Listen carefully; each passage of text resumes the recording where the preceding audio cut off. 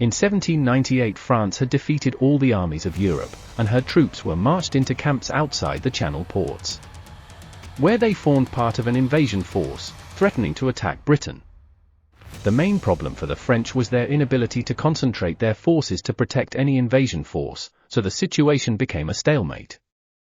General Bonaparte was placed in charge of the invasion force, but instead of a direct assault on Britain, he advocated an attack on Egypt, which would threaten British trade with the Levant and her control over India. This bizarre scheme was approved by the Directory in Paris, and so a force of almost 40,000 men marched south towards Toulon. A maneuver which was shrouded in secrecy. Once the troops had boarded the waiting transports, the French fleet sailed from Toulon, helped by the temporary absence of the British fleet. Bonaparte and Admiral Brueys made first for Malta, where they captured and garrisoned the island before heading for Egypt. Vice Admiral Jarvis, now Earl of St. Vincent, sent the newly promoted Rear Admiral Nelson in pursuit. As the secrecy surrounding the Egyptian expedition had been high, the British had no real idea where Bonaparte was heading. But Nelson eventually picked up the trail, and followed it to the east. In early July the French forces established a beachhead near Alexandria, then advanced to capture the city. The French naval commander Admiral Brueys decided not to anchor his fleet in the port, which he deemed too poorly defended against attack from the sea. Leaving the transports in Alexandria, he moved his main fleet of 13 ships of the line and 4 frigates some 13 miles, 20 kilometers to the east, anchoring in Abuka Bay near the Rosetta mouth of the Nile, protected by the guns of a captured Turkish fortress. His ships were arrayed in a line, close to the shore, while to the west, French guns were deployed to protect the anchorage. Smaller warships were anchored between the main battle line and the shore. Since April, a British fleet of 14 ships of the line commanded by Nelson had searched in vain for the French fleet. But early on the 1st of August a British scouting ship spotted the French transport fleet in Alexandria.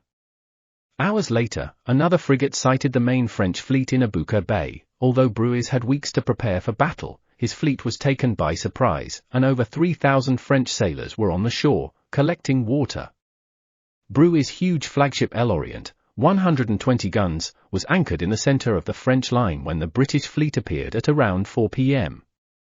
Brueys immediately ordered his ships to prepare to raise their anchors, as no attack was expected until the next morning.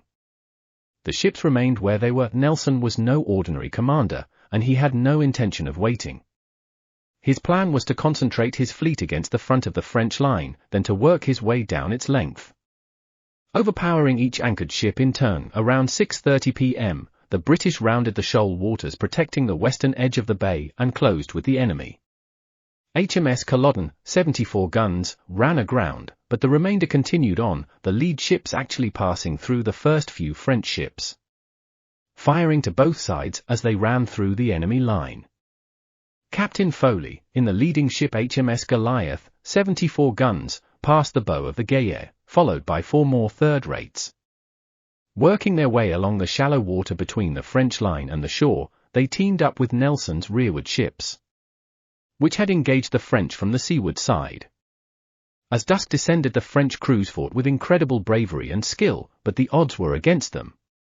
Under fire from both sides and from astern, the Gaillard, Conquerant and Spartiate were battered into submission, and with their decks filled with the dead and wounded, they hauled down their colors.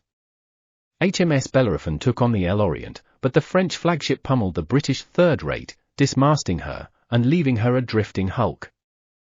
By 9 p.m., the French vanguard had been overrun, but the rest of the line was holding its own. Then the Pupil Souverain cut her anchor cables and drifted out of the line, and the 50-gun HMS Leander moved into the vacant space, anchoring and firing broadsides into the ships to either side, Aquilon and Franklin. The fighting raged on, until suddenly at around 10:30 p.m. the L'Orient blew up in a spectacular explosion, taking Admiral Brueys and most of his crew. This was the turning point of the battle. The French rearguard cut their cables, and eventually 2 ships of the line and 2 frigates escaped, under the guidance of Rear Admiral Villeneuve, the French commander who would face Nelson at Trafalgar some 7 years later. Nelson's victory was complete, and as dawn rose over the bay filled with debris and bodies, the admiral counted the cost.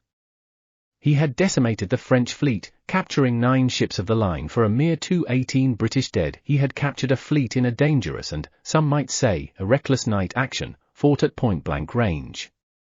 As Nelson himself put it, victory is not a name strong enough for such a scene. With its fleet destroyed, the French army of the Orient was stranded in Egypt.